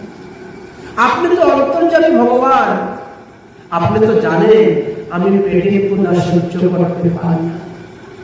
সকাল থেকে 10টা বেজে গেল, এখন পর্যন্ত আমি জল পর্যন্ত গ্রহণ করি নাই, কিন্তু অন্যান্য দিন এত সময় তো 5-6 বার আমার ভোজন হয়ে যায়, 5-6 বার ভোজন হয়ে যায়। প্রভু তাড়াতাড়ি বসুন, তাড়াতাড়ি বসুন, আপনি সেবা গ্রহণ না করলে তো আমি খেতে পারি না।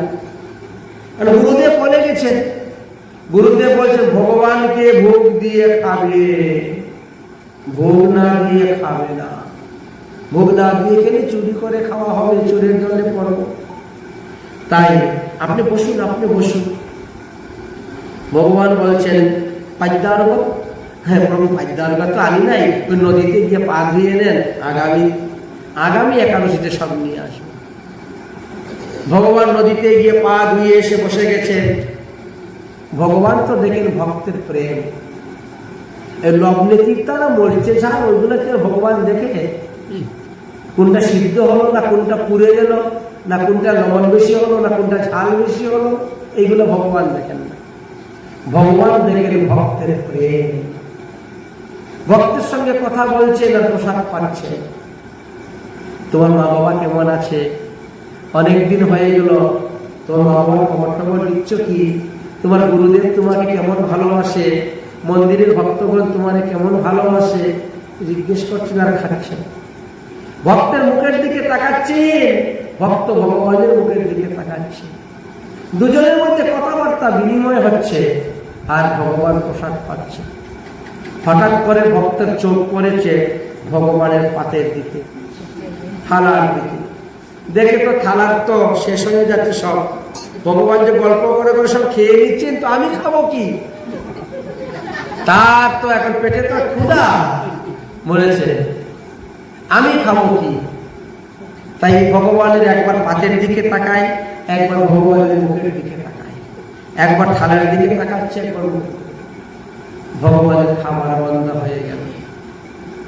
যতক্ষণ পর্যন্ত অন্য কারো দৃষ্টি ভোগের উপরে পড়বে না, অন্য কারো লোভ লালসা ভোগের উপরে যাবে না, ততক্ষণই ভগবান সেই প্রসাদ গ্রহণ করে।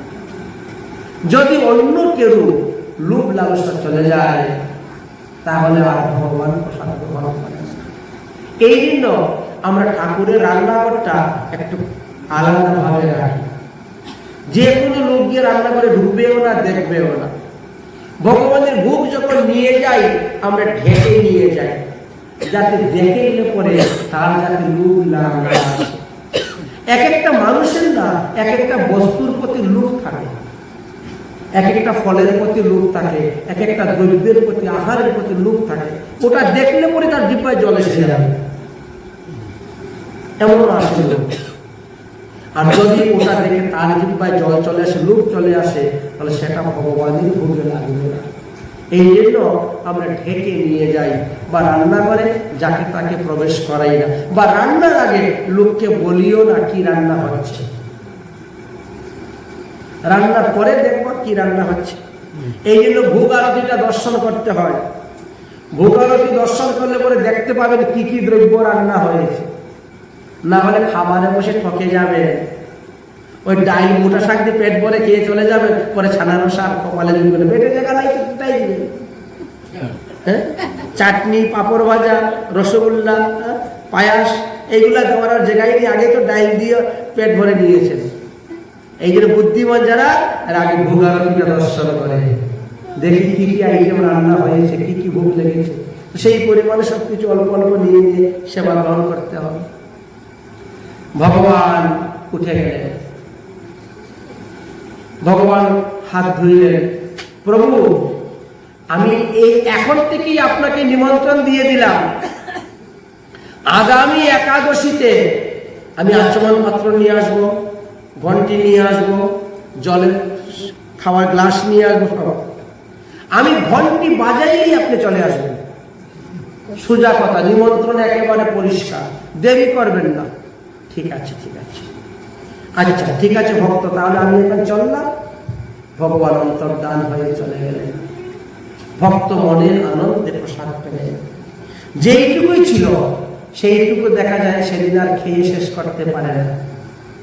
ভগবানের প্রসাদ অল্পতেই ক্ষুধা নিবৃত্তি হয়ে গেছে। সারাদিন ওই ভগবানের প্রসাদ পেয়ে সন্ধ্যার সময় সমস্ত কিছু গুটিয়ে মন্দিরে চলে গেলেন। গুরুদেব জিজ্ঞেস করলেন, না ঠিক আছে ভালো। পরের দিন থেকে আবার চকাচক খাওয়া দাওয়া হলো। খেতে খেতে খেতে খেতে আরো 15 দিন চলে গেল। 15 দিন পরে আবার রান্নাঘরে তালা বন্ধ। গুরুদেব রান্নাঘরে তালা বন্ধ হলো, একাদশী এত তাড়াতাড়ি চলে আসলো। তাড়াতাড়ি কোথায়, 15 দিন পর পরই তো একাদশী আসে, তাড়াতাড়ি কোথায়? বাস্তব হলো আনন্দের সময়টা তাড়াতাড়ি চলে যায়, আমরা বুঝতে পারি না। দুঃখের সময়টা যেন যায় না আমাদের, এমন অবস্থা।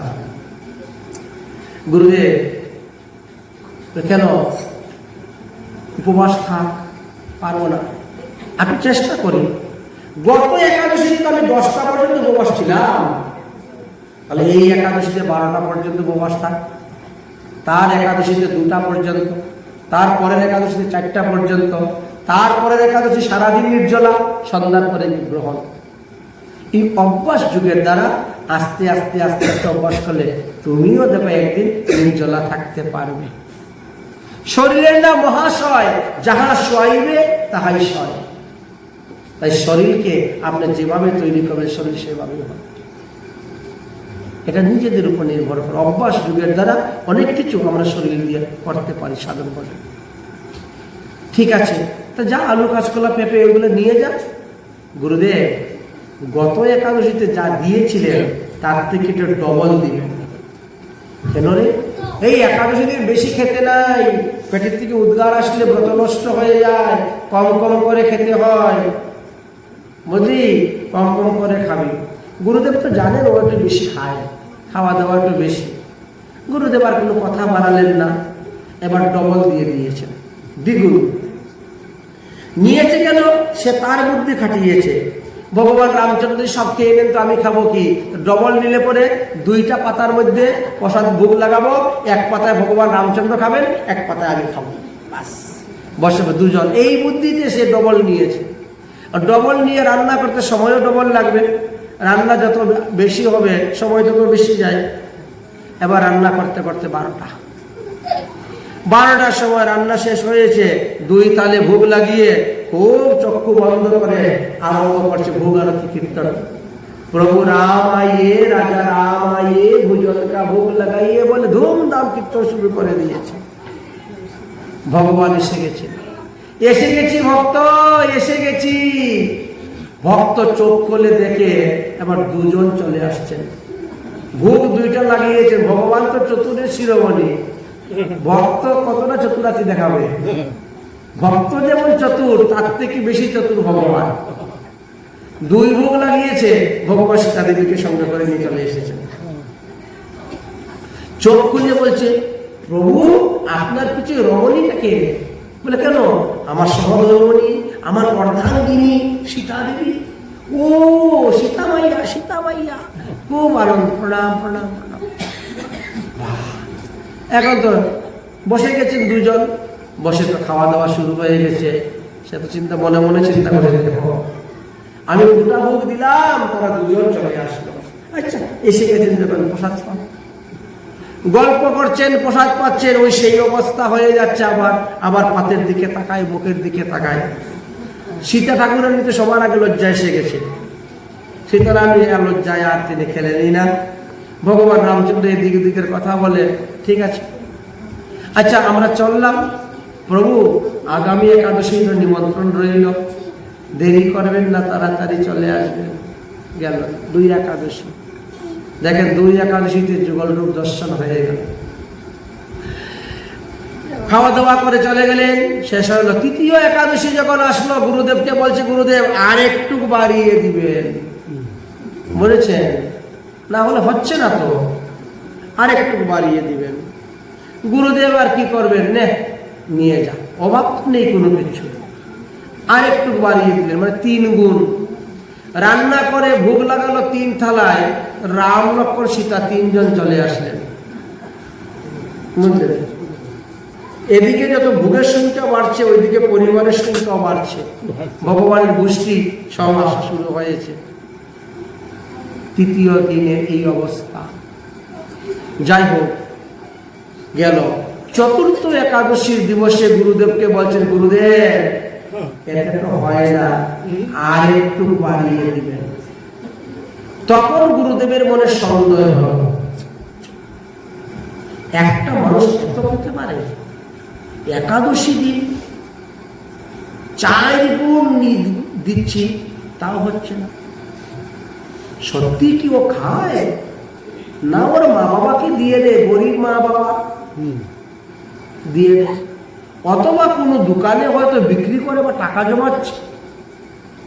কিন্তু এতগুলো দ্রব্য তো কেউ একসঙ্গে খেতে পারে না, এটা অসম্ভব। 4 জনের খোরাক দিচ্ছি, তার যে পরিমাণে খোরাক সেই পরিমাণে খোরাক 4 জনে নিচ্ছে। চিন্তা করতে পারছেন? সাধারণ মানুষের নয়। এই জন্য সন্দেহ হলো মনের মধ্যে। আজকে একটু পরীক্ষা করে দেখতে হবে ব্যাপারটা। শেষে বলেই ফেললেন, এই তুই এতগুলা জিনিস নিয়ে কি করিস রে? তোর সঙ্গে কি মন্দির থেকে আরো কেউ যায়? এতগুলা দ্রব্য তো একাদশী দিনে একদম লোক খেতে পারে না। সত্যি করে বল কি করিস? বলে আমি আর কি করি, আমি তো নিয়ে রান্না করে ভগবানকে ভোগ দিই, ভগবানই তো সবকিছু খেয়ে যায়, আমি আর কি খাবো? এই ভগবান খেয়ে যায় সবকিছু। এটা আবার কেমন কথা? বলে হ্যাঁ, প্রথম একাদশী দিনে বললেন রামচন্দ্রের ভোগ লাগিয়ে খাবে, আমি রামচন্দ্রের ভোগ লাগালাম, রামচন্দ্র আসলেন। 2য় দিনে বললাম ডবল দিবেন, ডবল নিয়ে রান্না করে ভোগ লাগালাম, রাম সীতা চলে আসলেন। 3য় দিন বললাম আবার ডবল দিবেন। এবার 3য় দিনে যখন নিয়ে গেলাম, রাম লক্ষ্মণ সীতা চলে আসলেন। এখন এই একাদশী দিনে কতজন আসবেন তার তো কোনো ঠিক নাই। আপনি যে আমার পিছনে ভগবানের গোষ্ঠী লাগিয়ে দিয়েছেন, আমি কি করব? গুরুদেবকে বলছে, আপনি ভগবানের গোষ্ঠী আমার পিছনে লাগিয়ে দিয়েছেন, এখন একজন একজন করে আসতে থাকে, বাড়তে থাকে, তো আমি কি করব? এই জন্য বলছি এবার একটু বাড়িয়ে দেন। গুরুদেব বলে, বাবা আমি এত বছর ধরে ভজন করে এখনো ভগবান পেলাম না, আর ও আসলো 15 দিনের মধ্যে রামচন্দ্র পেয়ে গেল, 30 দিনের মাথায় রাম সীতা, 45 দিনে রাম লক্ষ্মণ সীতা, আর এখন 60 দিনের মাথায় 2 মাসের মাথায় বলছে আর কে কে যে আসবে তার কোনো ঠিক নেই। সত্যি বলছে না, আমার মাথায় টুপি পরাইছে, পরাইয়ে জিনিস নিয়ে যাচ্ছে। হ্যাঁ, আজকালকে তো বড় চতুর শিষ্যগণ, গুরুর থেকেও চতুর বেশি। দেখতে হবে, পরীক্ষা করে দেখতে হবে। তবে ছেলেটার কথাবার্তায় বোঝা যাচ্ছে যে কোনো কপটতা নেই, ঠিকই আছে। যাই দেখি, পরীক্ষা করি। এই জন্য তিনি চতুর্গুণ দ্রব্য দিয়ে দিলেন, দিয়ে বলছেন যা গিয়ে রান্না কর, করে ভোগ লাগা। চতুর্গুণ দ্রব্য দিয়ে দিয়েছে। আর আমিও যাব দেখতে। ঠিক আছে, সে তো মাথায় দ্রব্য নিয়ে চলে যাচ্ছে না, গুরুদেব পিছিয়ে পিছিয়ে যাচ্ছেন পরীক্ষা করার জন্য। গিয়ে আমি জঙ্গলে লুকিয়ে থাকবো, দেখবো ভগবান এসে খায় না অন্য কেউ খায়, না অন্য কাউকে দিয়ে নেয়, পরীক্ষা করার জন্য। অত সুদর্শন ছেলে পিছন থেকে একবার ফিরেও তাকায় নাই, মাথায় নিয়ে হাঁটা দিয়েছে। যেখানে প্রতি একাদশীতে গিয়ে রান্না করে ভোগ দেয়, সেই স্থানে গিয়ে সব জিনিস রেখেছে। আজকে একটু পরিশ্রম হয়ে গেছে, চতুর্গুণ দ্রব্য মাথায় করে নিয়ে এসেছে, তো এই জন্য একেবারে ঘাম টকটক করে পড়তেছে, পরিশ্রম হয়ে গেছে। সবকিছু রেখে দিয়ে একটি গাছতলার মধ্যে আসন করে বসে গেছে। বসে মনে মনে চিন্তা করলো যে এই একাদশীতে যে কতজন আসবেন তার তো ঠিক নেই, তার মধ্যে আমি মাত্র 4 জনের বুঝে এনেছি। এখন যদি ভগবান 4 জনই চলে আসে তাহলে তো আমার কপালে খাবার জুটবে না। তার মধ্যে আবার গুরুদেবও বলছেন আমিও আসবো রে, গুরুদেব আসতে পারে তো আরো জুটবে না। তো আমি এখন রান্না করে কি করব? যদি রান্না করে আমি খেতেই না পাইলাম, তাহলে আমারই রান্না করারই কি দরকার? দেখো শিষ্যরা কত বুদ্ধি মাথায়।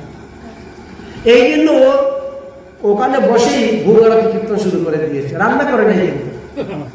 আগে ভোগারতি কীর্তন, প্রভু রামাইয়ে, প্রভু রামাইয়ে, রাজা রামাইয়ে, ভোজন কা ভোগ লাগাইয়ে, প্রভু রামাইয়ে, সীতা মাইয়া আইয়ে, ভোজন কা ভোগ লাগাইয়ে, প্রভু রামাইয়ে, লক্ষ্মণ ভাইয়া আইয়ে, ভোজন কা ভোগ লাগাইয়ে, ভোজন কা ভোগ লাগাইয়ে। গান করতে শুরু করেছে। গুরুদেব তো লুকিয়ে আছেন জঙ্গল, বলে এর দিকে আরেক পাগল, রান্না বান্না কোনো কিছু করে নাই, যেমন জিনিস তেমন করে আছে, আর ভোগারতি কীর্তন শুরু করে দিয়েছে। মনে হয় সে আমাকে দেখে ফেলেছে, আর এই জন্য একটু পাগলামি করতেছে, একটু পাগল সাজতেছে, পাগলামি ভাব করতেছে। আমিও দেখবো আজ কোন রাম আসেন কোথার থেকে। এই জন্য গুরুদেব বসে আছেন জঙ্গলে। অত ভোগারতি কিন্তু শুরু করে দিয়েছে। 10-15 মিনিট ভোগারতি করতে না করতে ভগবান এসে গেছেন। গুরুদেব দেখতে পাচ্ছেন না। ভগবান এসে বলছেন, ভক্ত আমি এসে গেছি, এসে গেছি। ভক্ত চোখ খুললে চাইয়া দেখে 6 জন চলে এসেছে, ডবল 6 জন। রাম, লক্ষ্মণ, ভরত, শত্রুঘ্ন 4 জন, হনুমান 5 জন, আর সীতা 6 জন। পুরা গোষ্ঠী একেবারে চলে এসেছে। প্রভু আইয়ে আইয়ে আইয়ে খুব আদর করে ডাকতেছে। ভগবান এসে বলে, কোথায় ভোগ? তুমি তো ভোগই লাগাও নাই, আর ভোগারতি কীর্তন শুরু করে দিয়েছ। বলছে, প্রভু গত একাদশীতে আপনাকে বলেছিলাম যে আগামী একাদশীতে কতজন আসবে, এই কথা তো বলেন না। তো আমি কোন আন্দাজে রান্না করব? আমি যে দ্রব্য এনেছি মাত্র 4 জনের প্রসাদ পাওয়ার মতো। এখন আমি এত কষ্ট করে রান্না করলাম, আপনারা ছজন এসে সব খেয়ে চলে যাবে, আমার কপালে তো জুটবেই না। তো আমার রান্না করেই আমার কি লাভ? আমি রান্নাও করবো না, খাবো না, বাস। আপনারা যখন এসেছেন আপনারাই রান্না করে খান, খেয়ে নেন। এমন ভক্ত ভগবান রামচন্দ্র বললেন, লক্ষ্মণ, শত্রুঘ্ন, ভরত, হনুমান, আরে আমরা যখন এসেই গেছি তাহলে আমরাই রান্না করে খেয়ে দিয়ে যাব, খালি যাব না, ফিরবো না। ভক্তের দেওয়া দ্রব্য ভগবান মাগিয়া যাচিয়া খায়, অভক্তের দেওয়া দ্রব্য উলুটিয়া নাহি চায়। দুর্যোধন কত বড় অভক্ত ছিল, 56 ভোগ 36 বছর রান্না করেছিল। ভগবান একবার দেখে নেও নাই তাকে, বলছে আমার বিদুর কাকার ঘরে গিয়ে খাওয়া। বৈষ্ণবের কাছে বৈষ্ণব মাগিয়া যাচিয়া খাইবে, অবৈষ্ণবের ঘরে খাওয়া নিষেধ আছে। এমনকি বিষ্ণু ভক্ত বৈষ্ণবরা, কালী ভক্ত, শিব ভক্ত, দুর্গা ভক্ত, তাদের ঘরে গিয়ে যাচিয়া মাগিয়া খাওয়া নিষেধ আছে। তাদের হাতের দ্রব্য খাওয়া নিষেধ আছে, পতিত অন্ন। এইগুলি স্কন্দ পুরাণ আর পদ্ম পুরাণে বিস্তারিত ভাবে বর্ণন করে গিয়েছে। যাই হোক, ভগবান রামচন্দ্র সীতা দেবীকে বললে, সীতা দেবী আজকে তুমি রান্না করো। হনুমান তোমার লেজ দিয়ে জায়গা পরিষ্কার করো, ঝাড়ু মারো, ঝাড়ুর কাজ লেজে হয়ে যাবে। লক্ষ্মণ তুমি জঙ্গল থেকে লাকড়ি কেটে নিয়ে আসো, শুকনো লাকড়ি। ভরত তুমি সবজি আমানি করো। শত্রুঘ্ন তুমি বাসনগুলো আসো, আবার ভালো করে মেজে বসে নিয়ে আসো নদী থেকে। এক একজন এক এক কাজে লেগে গেছে। এদিকে গুরুদেব এসে উপস্থিত। গুরুদেব এসে বলছেন, এই এখানে চোখ বন্ধ করে ভোগ আরতি কীর্তন করছিস, রান্না করবে কখন, ভোগ লাগাইবি কখন, পাগলামি শুরু করছিস। গুরুদেব ভোগ তো হচ্ছে, রান্না হচ্ছে, তো রান্না হচ্ছে। কে রান্না করতেছে? এই যে সীতা দেবী রান্না করতেছেন, এই যে লক্ষ্মণ লাকড়ি আনতেছে, এই যে ভরত সব জামানি করছেন, এই যে শত্রুঘ্ন দেখতে পাচ্ছেন না বাসন ধোয়া ধুয়ে করছে, সবজি ধুয়ে দিচ্ছে, এই যে হনুমান চতুর্দিকে ঝাড়ু দিয়ে পরিষ্কার করছেন, সীতামা রান্না করবে, এই জন্য কত সাধু বৈষ্ণবরা আসবে প্রসাদ পেতে। এই পাগল, আমি তো কিছু দেখতে পাচ্ছি না। বলেন কি গুরুদেব, আপনি তো আমার থেকে 100 গুণ শ্রেষ্ঠ, আপনাকে তো আরো আগে দেখার কথা ভগবান, অথচ আপনি ভগবান দেখতে পাচ্ছেন না, আমি দেখতে পাচ্ছি ভগবান, বিষয়টা কি বুঝতে পারছি না, বোঝা যাচ্ছে না। গুরুদেব তখন বললেন, তুই তোর ভগবানকে জিজ্ঞেস কর, আমি দেখতে পাচ্ছি না কেন। তখন ভক্ত বা রামচন্দ্রকে জিজ্ঞাসা করছে, প্রভু আমি আপনাদের সবাইকে দেখতে পাচ্ছি, সবার কথা শুনতে পাচ্ছি, অথচ আমার গুরুদেব কেন আপনাদেরকে দেখতে পাচ্ছেন না, আপনাদের কথা শুনতে পাচ্ছেন না? ভগবান বললেন, তোমার মন যতটা সরল, যতটা তরল, তোমার গুরুদেবের মন অতটা সরল নয়, তরল নয়। এই জন্য তিনি আমাকে দেখতে পাচ্ছেন। যার মন সরল, যার মন তরল, তিনি আমাকে দেখতে পায়। এই কথা শ্রবণ করে এখন সে গুরুদেবকে বলবে কেমন করে?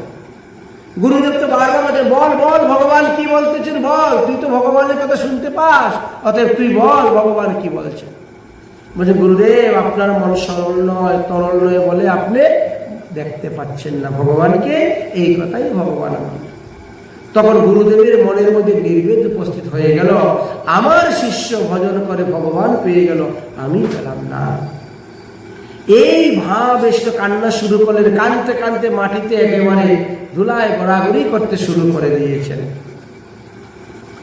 গুরুদেবের কান্না দেখে শিষ্য তখন ভগবানকে বলছে, প্রভু দেখো আমার গুরুদেব কান্না করতেছেন, তুমি একটু দয়া করো, তুমি কৃপা করে আমার গুরুদেবকে দর্শন দাও। তবেই তো গুরুদেব বুঝবেন যে হ্যাঁ ভগবান রামচন্দ্র আমার হাতে সেবা গ্রহণ করছেন, খাচ্ছেন। না হলে তো আমাকে সন্দেহ করতে পারেন, আমাকে মিথ্যাবাদী মনে করতে পারেন। অতএব আমার এই কলঙ্ক রক্ষা করার জন্য না হয় আপনি গুরুদেবকে দর্শন দাও। ভগবান বলেন যা, তাহলে তো গুরুদেবকে ধরে উঠা। মাটির করে কান্নাকাটি করতেছেন। যখন ভক্ত গিয়ে, শিষ্য গিয়ে গুরুদেবকে ধরে উঠালেন, আর তখনই গুরুদেব উঠে দেখলেন রাম লক্ষ্মণ ধনশত্রুঘ্ন সবাইকে দর্শন পেয়ে গেলেন। এইভাবে গুরু শিষ্য উভয়ে ভগবানকে দর্শন করে ভগবত ধামে বিতাড়িত হয়ে গিয়েছিলেন। এই হল একাদশী ব্রতের মহিমা। তাই একাদশী ব্রত যদি কেউ নিষ্ঠার সহিত সজলা করো আর নির্জলাই করো, সফল পাবে। যারা নির্জলা করে রাত্রি জাগরণ করবেন তারা 16 আনা ফল পাবেন। যারা সজলা করবেন, পরে রাত্রি জাগরণ করে, তারা 8 আনা ফল পায়। আর যারা সজলা করে রাত্রি জাগরণ করে না, তারা 4 আনা তো ফল পাবে, কথিত হবে না, কোনো প্রত্যয় হবে না। তাই আজকে যারা নির্জলা করেছে তারা তো অতি উত্তম। আর যারা সজলা করেছেন তারা কিন্তু এই রাত্রে 12টার পর থেকে আগামী করল সূর্য উদয়ের পূর্ব পর্যন্ত 1 ফোঁটা জল খাবেন না। যদি মনে করেন থাকতে পারবো নির্জলা, থাকুন। আর না পারলে এখনই প্রায় 10টা বেজে যাচ্ছে, একটু ফলমূল কিছু গ্রহণ করে নেন, জল টল গ্রহণ করে নেন, এরপরে আর গ্রহণ করবেন না। আগামী করল সকালবেলা ঘুমের থেকে উঠে দাঁত ব্রাশ করবেন না, 12 বার মুখের মধ্যে জল নিয়ে কুল্লা করে কুলকুচি করে জল ফেলে দিবেন, কিন্তু দাঁত ব্রাশ করতে যাবেন না। দন্ত ধাবন করা নিষিদ্ধ। পারণের পরে গিয়ে দন্ত ধাবন করতে পারেন, পারণের আগে করা যাবে না। দ্বিতীয়ত কথা হলো আগামী করল সারাদিন দ্বাদশী। এই জন্য দ্বাদশীর প্রথম অংশটাকে বাদ দিয়ে পালন করতে হয়। এই জন্য আমরা আগামী করল সূর্য উদয় হওয়ার পরে সকাল 9টা 23 মিনিটের মধ্যে ব্রতের পালন করতে হবে। দ্বাদশী দিবসে শালগ্রাম শিলা, গোবর্ধন শিলা, গোপাল, গিরিধারী বা রাধা গোবিন্দের যা বিগ্রহ আছে এদেরকে দিনের বেলা স্নান করানো নিষিদ্ধ আছে। এই জন্য আগামী করল মঙ্গলারতি করার সময় ঠাকুর স্নান করাই নেবেন। ঠাকুরকে স্নান করাইয়া একবারে মঙ্গল আরতি করে নেবেন। কারণ সূর্যোদয়ের পরে দ্বাদশীতে শ্রী বিগ্রহের স্নান করানো নিষিদ্ধ আছে। এই কয়টি নিয়ম মেনে চলবেন। যারা আমিষভোজী, আমিষ গ্রহণ করা সত্ত্বেও তারা একাদশী ব্রত করে যাচ্ছে, তারা কিন্তু দ্বাদশী দিন পালনের পরেও আমিষ গ্রহণ করবেন না। সেদিন সম্পূর্ণ দিনই ভগবানের প্রসাদই পেতে হয়। এইভাবে যদি কিছু নিয়ম নিষ্ঠা পালন করে ব্রত করতে পারে, তাহলে আপনাদেরই মঙ্গল হবে, আপনাদেরই কল্যাণ হবে, আপনাদেরই আত্মার উন্নতি হইবে। তাহলে আজকের মতো ভগবতীর কথা আমরা এখানে বিশ্রাম দিচ্ছি। বলো কমলা একাদশী মহারানী কি, পুরুষোত্তম মাস কি।